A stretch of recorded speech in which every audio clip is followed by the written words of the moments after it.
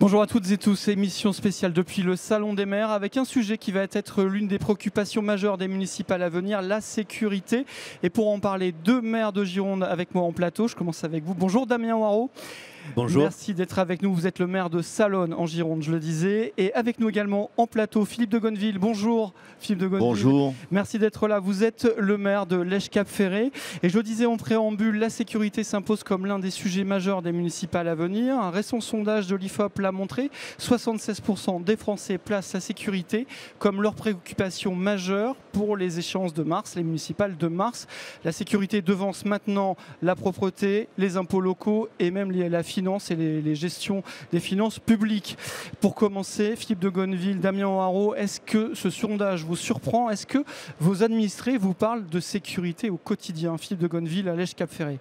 Bien écoutez, non, ce sondage ne me surprend pas. C'est la raison pour laquelle nous, à Lège-Cap-Ferré, on a pris immédiatement, en 2019, des mesures pour renforcer la sécurité de nos concitoyens. Je considère que la sécurité, c'est la première de nos libertés.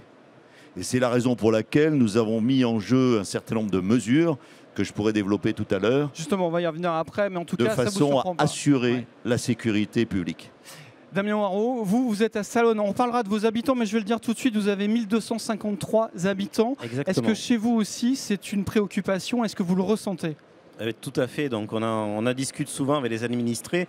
C'est une demande de nos administrés aussi, malgré qu'on soit un petit village. Donc ça touche vraiment toutes les communes.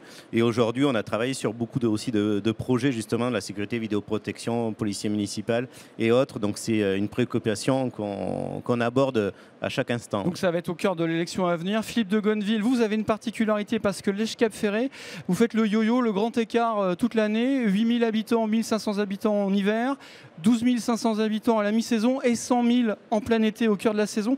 Comment on règle un tel accordéon, Philippe de Gonneville, sur le plan de la sécurité? Alors sur le plan de la sécurité, c'est vrai que nous avons d'abord une sécurité plurielle puisqu'elle concerne bien évidemment la sécurité à terre, mais également la sécurité des plages et la sécurité du bassin d'Arcachon. Et donc nous assurons en période estivale avec une cinquantaine de maîtres nageurs la sécurité des plages, dont 7 CRS, la sécurité par la police nautique avec 4 personnels. Et puis nous avons à l'année 18 policiers municipaux et des renforts d'une quinzaine de policiers municipaux l'été. Ajoutez à cela la gendarmerie où il y a 19 militaires en hiver avec un accroissement de militaires de 55 l'été. Donc vous voyez qu'on essaie d'assurer au mieux la sécurité de nos concitoyens. En tout cas, il y a une réponse forte du côté de Lège-Cap-Ferré qui est en relation bien entendu avec la population qui est la vôtre. Vous, Damien Waro, quand on a 1253 habitants à Salonnes, qu'est-ce qu'on peut faire sur la sécurité quand on est le maire? Alors nous déjà c'est un peu particulier puisque je suis arrivé à mi-mandat, donc ça fait 3 ans que je suis maire maintenant et ça faisait partie de notre campagne aussi à l'époque puisqu'on a une situation un peu particulière à Salonnes puisqu'on est limitrophe à Bordeaux Métropole, on colle Saint-Médard-en-Jalles de 32 000 habitants, donc on draine aussi une partie de la population quand même de Bordeaux Métropole et du coup certains avis un peu négatifs et du coup comment on lutte? Alors nous on a historiquement, alors ça va peut-être pas parler aux grandes communes mais les petites communes qui nous regardent, on cherchait un policier rural, donc un garde champêtre. Un garde champêtre, exactement, qui a le côté on va dire de code environnemental que n'a pas le policier municipal et on est aujourd'hui en plein recrutement, on installe de la vidéoprotection, donc on va finaliser l'installation à la fin du mois. Donc pareil pour sécuriser. Donc, combien de caméras? Alors, on est sur à peu près 18 caméras entre lecture de plaques et surveillance. Et pourquoi du coup dans un village on se met à la vidéoprotection? C'est souvent des questions qu'on aborde. Donc déjà on est limitrophe de la métropole, donc on s'est aperçu qu'on drainait beaucoup de cambriolage. Donc ça faisait partie essentiellement des délits principaux qu'on avait sur la commune, à peu près une dizaine par an. Et effectivement, les grandes villes sont équipées de la vidéoprotection, nos voisins aussi. Et au milieu se retrouvait Salonnes avec des quartiers résidentiels. Et du coup, forcément, un attrait pour ce délit-là. Donc on a voulu mettre en place cette vidéoprotection déjà pour essayer de répondre aux enquêtes et avoir le maximum de surveillance. Ce sera effectif et opérationnel quand à Salonnes? Fin du mois. Fin du mois. On est en pleine installation. Réponse immédiate. Philippe de Gonneville, on le voit chez vous à Lège-Cap-Ferré, beaucoup de moyens. David Lisnard, en ouverture du congrès des maires, l'a dit, il y a plusieurs formes d'insécurité, avec les cambriolages, les incivilités, etc. Est-ce que vous êtes confronté à toute la gamme de l'insécurité? On parlait des cambriolages à l'instant. Alors bien évidemment, nous sommes confrontés à toute la gamme des incivilités et des délits. Mais nous avons mis en œuvre, au travers de la police municipale, d'abord l'armement de la police municipale. J'ai décidé en 2019 d'armer ma police municipale. Ce sont souvent les primo-intervenants sur les événements et il me semblait indispensable de les armer et de les entraîner au tir. Parce que les armer, c'est une chose et on les entraîne au tir. Nous avons la chance d'avoir un club de tir et la police municipale s'entraîne très régulièrement sur ce club de tir. Nous avons mis également en œuvre une brigade canine puisque nous avons un chien qui est extrêmement dissuasif et notamment en période estivale où nous accueillons 100 000 personnes. Nous avons un chien qui, le soir et la nuit, dissuade un certain nombre de jeunes ou moins jeunes, parfois alcoolisés, de commettre des incivilités, voire même des délits. Et grâce à cela, eh bien, écoutez, on arrive à contenir cette délinquance et ces incivilités au mieux. Mais bien évidemment, quand on accueille 100 000 personnes, c'est compliqué. Au mieux, ça veut dire quoi, Philippe de Gonneville? On sait que la sécurité, c'est aussi une histoire de chiffres. On reviendra sur... on sait que la question qui est très sensible, c'est celle du sentiment. Est-ce que c'est vrai ou pas? Mais en tout cas, en termes de chiffres, qu'est-ce que vous avez pour Lège-Cap-Ferré? Alors écoutez, grâce au renfort de police et de gendarmerie, c'est vrai que nous avons des chiffres de délinquance et d'incivilité qui ont tendance globalement à diminuer et à baisser. Nous en sommes très satisfaits. Et c'est vrai que l'été dernier, on a vu beaucoup de bleus sur la presqu'île de Lège-Cap-Ferré. Et je crois que ça rassure celles et ceux qui sont présents chez nous sur notre territoire. Justement, Damien Hoareau, vous, ce recrutement est en cours pour un garde champêtre. Ça fait de la présence, mais c'est une seule personne. Compliqué d'intervenir. Est-ce que vous avez besoin de bleus sur votre territoire? Et là, vous êtes en zone gendarmerie, j'imagine. Tout à fait. Donc, on travaille en partenariat étroit avec nos gendarmes, notamment la gendarmerie de Castelnau de Médoc. Mais nous, effectivement, le sentiment d'insécurité, on l'a puisqu'on voit beaucoup de cambriolages, on va dire des petits délits, mais on n'a pas quand même de gros délits comme on peut voir sur les grandes villes, d'insécurité globale. Nous, effectivement, c'est pour ça que le policier rural avait aussi son aspect, on va dire, technique important pour notre commune, puisque sur les petits villages, un policier municipal ou un policier rural fait tout.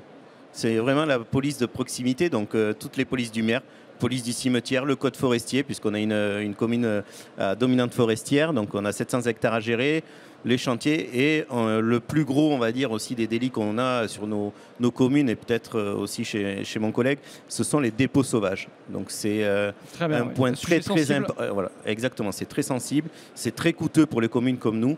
Donc effectivement, derrière, je mène actuellement des enquêtes sur les dépôts et on aboutit quand même quelquefois, donc c'est quand même assez satisfaisant. Mais c'est un boulot énorme et ça a une des priorités aussi des polices qu'on a dans nos petits villages de lutter contre ces délits-là. En tout cas, derrière la sécurité, il y a aussi la question de l'État. Ça a été rappelé encore par le président de l'Association des maires de France, David Lisnard, en ouverture. La sécurité, c'est une compétence régalienne, c'est une compétence de l'État. Et on le voit à la faveur du sondage dont on parlait en début d'émission. Les administrés commencent à revenir vers les maires pour projeter leurs attentes sécuritaires. Or, ce n'est pas votre compétence numéro 1. Vous avez certes une police municipale à Lège-Cap-Ferré. Pour autant, comment est-ce que vous voyez cette articulation compétences régaliennes et finalement attentes de plus en plus fortes des administrés, Philippe de Gonneville? Alors c'est vrai que c'est une mission régalienne de l'État, la sécurité publique. Je crois que de plus en plus, il faut que les polices municipales et la gendarmerie, puisque nous sommes en zone gendarmerie, travaillent ensemble. Et je crois qu'il faut donner petit à petit davantage de compétences. En tout cas, c'est le vœu que je forme aujourd'hui, davantage de compétences aux polices municipales, de façon à ce qu'elles puissent travailler en bonne intelligence avec la gendarmerie, mais qu'elles ne soient pas obligées à chaque fois qu'elles interpellent quelqu'un de faire appel à un officier de police judiciaire gendarmerie, de façon à pouvoir régler le problème rapidement, sans faire appel aux gendarmes. C'est la raison pour laquelle je forme une demande de façon à ce que les compétences globales de la police municipale soient étendues. Justement, il y a une loi qui est en cours sur la police municipale. Elle pourrait arriver autour de début de l'année prochaine, début 2026. Cette loi vise à étendre les pouvoirs, en tout cas les fonctions et les missions des policiers municipaux. Est-ce que là, il y a une ouverture pour vous dans ce que vous dites? Est-ce que cette loi peut amener justement cette souplesse et faciliter un peu la vie sur le terrain? Moi, je demande au pouvoir public et à la Chambre des députés de voter cette loi de façon à pouvoir assurer un maximum de sécurité et que la police municipale puisse accéder à certaines fonctions, à certaines compétences, de façon à assurer une politique publique globale de sécurité, main dans la main avec les services de l'État, de façon à ce que on puisse vivre en toute sérénité, en toute tranquillité dans l'ensemble des territoires de France et à l'Èche-Cap-Ferré en particulier.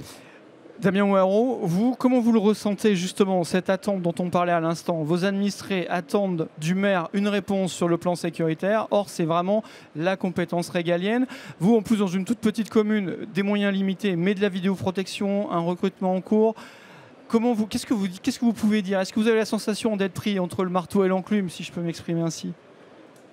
Oui, c'est exactement ça, parce qu'aujourd'hui, pour une commune comme nous, c'est un investissement énorme. Il faut savoir qu'un policier municipal, c'est entre 50 000 et 60 000 euros chargés en salaire.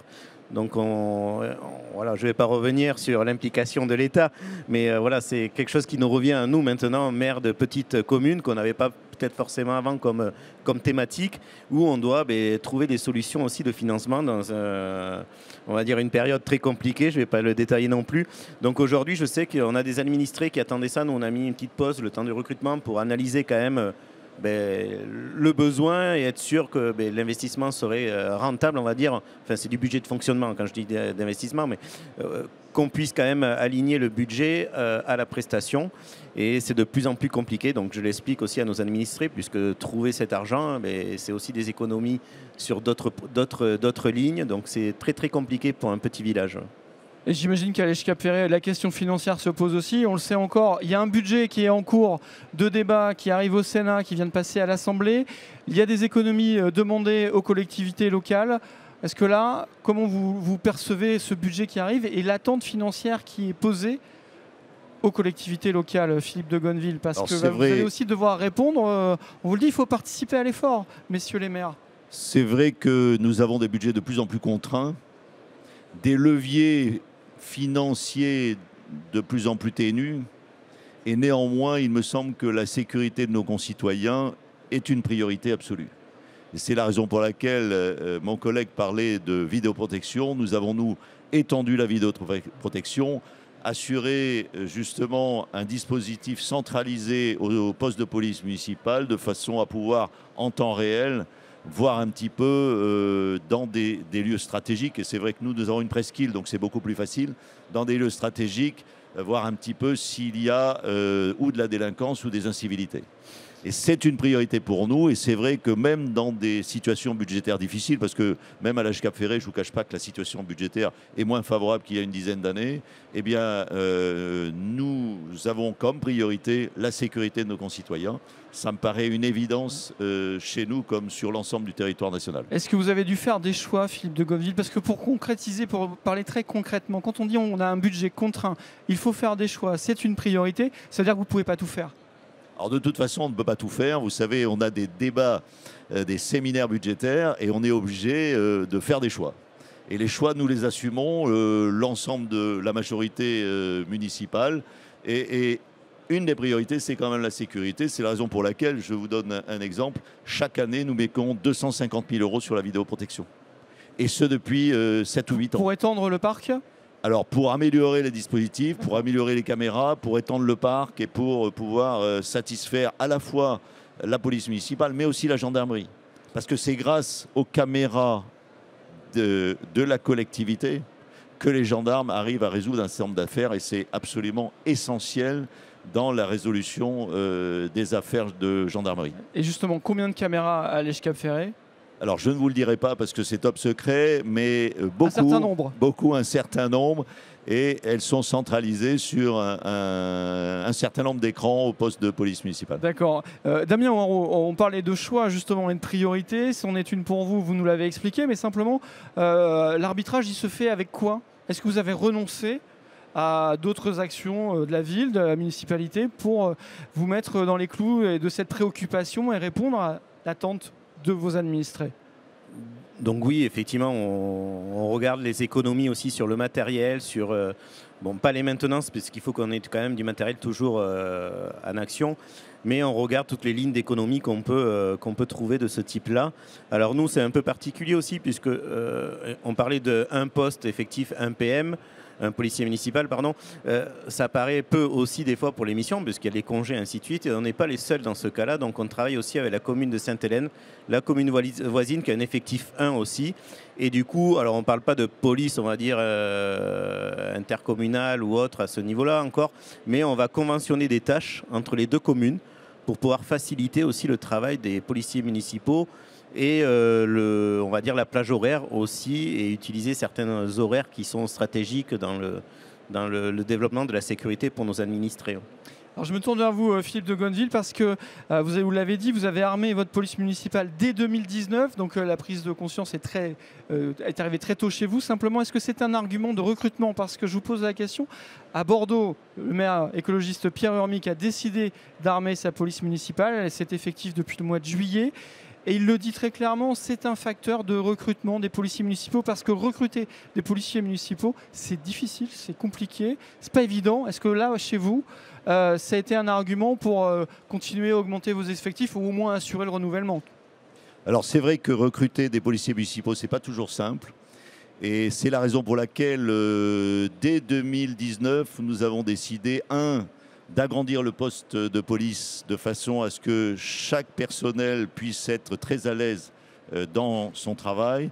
2, nous les avons armés. 3, nous avons décidé de faire une brigade canine. 4, nous l'avons mis à disposition des véhicules tout à fait récents et de qualité, notamment un véhicule 4x4 pour aller sur les plages et en forêt. C'est la raison pour laquelle je reconnais que nous n'avons pas trop de problèmes pour recruter des policiers municipaux chez nous. La difficulté, c'est dans le logement, bien évidemment, parce que le logement est compliqué. Mais sinon, nous sommes une police municipale attractive, avec des missions de police municipale. Et par conséquent, oui, on n'a pas trop de problèmes chez nous à recruter des policiers municipaux. Juste, quel est le budget à Lège-Cap-Ferré le budget municipal consacré à cette problématique, à cette thématique de la sécurité? Alors, pour qu'on ait un ordre de grandeur. Mon collègue vous l'a dit un petit peu, il y a à peu près 1 million de masse salariale, ouais. Plus l'entraînement, les véhicules, c'est à peu près 1,5 million tous les ans. Donc ça fait 2,5 millions pratiquement à peu près, par an consacrés à la sécurité. Absolument. Il nous reste quelques minutes, messieurs, à passer ensemble sur cette émission. Simplement, votre mandat a été traversé aussi par une crise majeure. Vous avez commencé avec la crise du Covid 2020. C'était votre élection. Vous êtes arrivé à mi-mandat, vous nous l'avez dit. Quel regard vous portez sur cette crise maintenant qu'on est 6 ans plus tard? Philippe de Gonneville, cette année 2020, cette élection municipale de 2020, dans les conditions que l'on sait, la pression qu'il y a eu aussi sur les élus locaux, ces confinements à répétition, etc. Qu'est-ce qu'il en reste quand on est maire de Lège-Cap-Ferré comme ça? Alors c'est vrai que ça a été un moment extrêmement difficile pour nous tous, pour la population de la commune de Lège-Cap-Ferré, mais comme pour la population nationale. Bien sûr. C'est vrai que moi j'avais commencé, j'ai été élu à mi-mandat la dernière fois suite à une pathologie de mon prédécesseur. Et c'est vrai que le début de mandat était très compliqué, à la fois pour les nouveaux élus et à la fois pour nos agents. Mais je crois qu'au-delà, ce qu'il en ressort, c'est quand même une empreinte psychologique majeure sur l'ensemble des habitants de la presqu'île de Lège-Cap-Ferré, mais au niveau national, c'est la même chose. Et je pense notamment aux jeunes, où on a aujourd'hui une évolution extrêmement négative de la santé mentale. Et c'est vrai que sur le plan sécuritaire, les choses ont un petit peu changé aussi. Ouais. On est un petit peu différent, et il me semble que la sécurité et l'importance de cette sécurité tend à rassurer nos concitoyens dans une ambiance extrêmement anxiogène, que ce soit sur le plan international, national ou local. On est dans une ambiance anxiogène, et c'est une raison supplémentaire pour assurer la sécurité de nos concitoyens, la sécurité de tous les Français. Damien Haro, vous avez pris le flambeau en cours de mandat.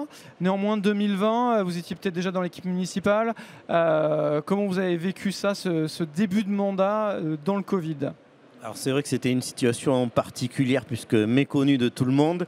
Alors nous, dans les petits villages aussi, on a quand même une certaine entraide. On se connaît tous, c'est plutôt, on va dire, familial. Voilà, donc on s'entraide. Mais il y avait quand même une attente des élus, puisque vers qui on se retourne quand on a une situation particulière, la place vers les élus qui n'ont pas forcément aussi toutes les réponses. et tous les moyens d'agir, on va dire, à l'instant T. On a eu la période des masques aussi, ou des éléments qui étaient nécessaires qu'on ne trouvait pas partout. Donc on demandait surtout aux élus, est-ce que vous avez une solution? Non, on n'en a pas malheureusement, mais on a essayé d'avancer ensemble. Mais par contre, je reviens sur ce qu'a dit mon collègue, l'impact psychologique, notamment au niveau des enfants, même au niveau du village, on le ressent aussi, on va dire, sur les générations qui ont vécu cette période-là. Et je pense qu'il y a quand même quelque chose à regarder, on va dire, avec l'équipe éducative et autres pour quand même encadrer nos jeunes. Oui. Encadrer les jeunes.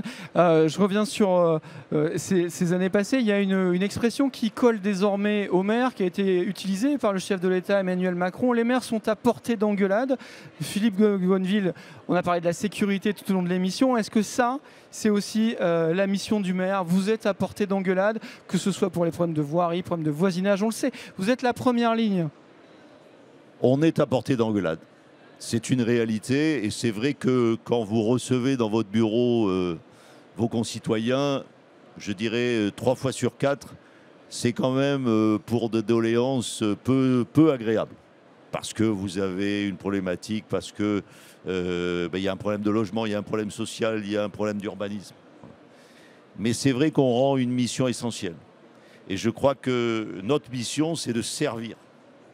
Et je pense que mon collègue est dans le même état d'esprit. On est là pour servir notre population. Et je pense que se faire engueuler, c'est aussi faire partie de ce service rendu. Mais je crois qu'on en tire dans la bienveillance de l'ensemble de l'équipe, parce qu'on n'est pas tout seul, hein, on est une équipe d'élus. Dans la bienveillance de l'ensemble de l'équipe, on en tire une gratification énorme, parce qu'on se sent utile. Je pense que mon collègue se sent utile comme moi. On est vraiment dans l'utilité immédiate. On peut répondre beaucoup plus que les élus nationaux, on peut beaucoup mieux répondre aux préoccupations quotidiennes de nos administrés. Alors oui, on est à portée d'engueulade, ça fait partie du jeu. Justement, Damien Ouareau, vous êtes un jeune maire, vous. Alors, comment vous avez découvert cette particularité d'être à portée d'engueulade? Non, moi je connaissais un peu, j'étais conseiller aussi, président du comité des fêtes, mais dans un village, c'est vrai qu'un maire, il fait tout. Il a toutes les casquettes, donc je peux être sur un accident de nuit, on agit sur un peu tous les domaines. Donc on a beaucoup de pression aussi de nos administrés, mais pourquoi? Parce qu'aussi, on a parlé des voiries. Une commune comme nous, entretenir une voirie, c'est excessivement cher. On a un budget à peu près de... Cette année, on a mis 150 000 € dans les voiries. Ça peut paraître des petites lignes pour certaines communes, mais pour une commune comme nous, c'est très problématique. Et c'est de répondre du coup à nos administrés qui voient aussi la pression fiscale. Alors, pas de la commune parce qu'on s'efforce et on ne veut pas augmenter les impôts, donc on trouve d'autres solutions, des projets novateurs. On essaie de faire entrer des recettes au sein du budget. Mais il y a une pression fiscale. Et effectivement, vous sortez de chez vous, vous avez un nid de poule, vous avez les taxes d'ordures qui augmentent. Donc vous avez quand même cette anxiogénité de taxes qui est là et il faut y répondre derrière. Nous, monsieur le maire, qu'est-ce que vous faites? Donc on apporte les solutions qu'on peut, on travaille ensemble, on discute beaucoup. C'est vrai que ça aide aussi de faire comprendre à nos administrés comment ça fonctionne, quel levier on a, quel levier on n'a pas, quelles sont nos compétences. Donc voilà, on discute beaucoup et c'est ce que j'aime moi dans la position de maire de ruralité, de petit village, c'est qu'on est proche de nos administrés, on se connaît, on discute peut-être un peu plus librement aussi sur certains sujets et c'est ce qui nous aide au quotidien. Bon, donc j'en déduis que tous les deux, votre rôle de maire vous va bien et donc vous allez me voir venir, mais est-ce que vous repartez en 2026? Allez, qui se lance?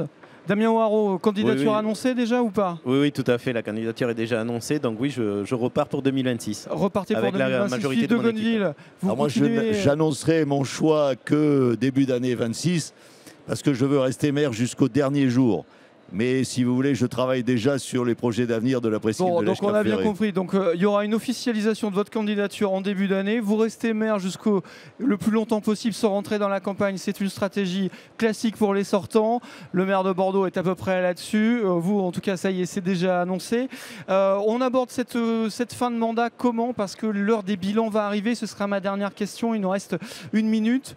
L'heure du bilan, on s'y prépare. C'est déjà dans les tuyaux, Philippe de Gonneville? Alors bien évidemment, c'est déjà dans les tuyaux. On est en train de dresser le bilan de la mandature. C'est vrai que nous sommes dans un contexte national compliqué et la participation de l'État ou du département à notre budget se présente avec un gros point d'interrogation. Au demeurant, c'est vrai aussi que je pense qu'on est satisfait, en tout cas à Lège Cap Ferré, on est satisfait de tout ce que nous avons réalisé pendant les 6 dernières années.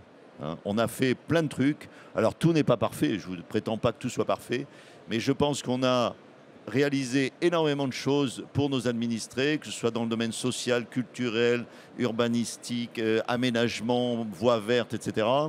Et ce, en améliorant l'endettement de la commune. On a désendetté la commune et on n'a pas augmenté les impôts. Je crois qu'on peut être assez satisfait de ce bilan. Pour un élu départemental, on aura tous compris l'allusion, vu la situation au conseil départemental de Gironde. Vous, Damien Hoareau, juste d'une courte phrase, pareil, on se prépare au bilan. Tout à fait, mais on le fait régulièrement, le bilan, donc par nos bulletins. Et on avait une campagne très ambitieuse, avec des projets ambitieux en très peu de temps, puisqu'en 3 ans. Et on a réalisé la grande majorité, voire la totalité des projets qu'on avait prévus. Donc c'est très positif. Eh bien, écoutez, merci beaucoup Damien Hoareau, maire de Salonne, Philippe de Godeville, maire de Lège Cap Ferré encore et peut-être à venir, si j'ai bien tout compris. Merci à tous les deux d'être venus nous parler de ce sujet qui sera au cœur des municipales à venir, la sécurité. Merci, on se retrouve la semaine prochaine à l'info continue sur TV7. Merci.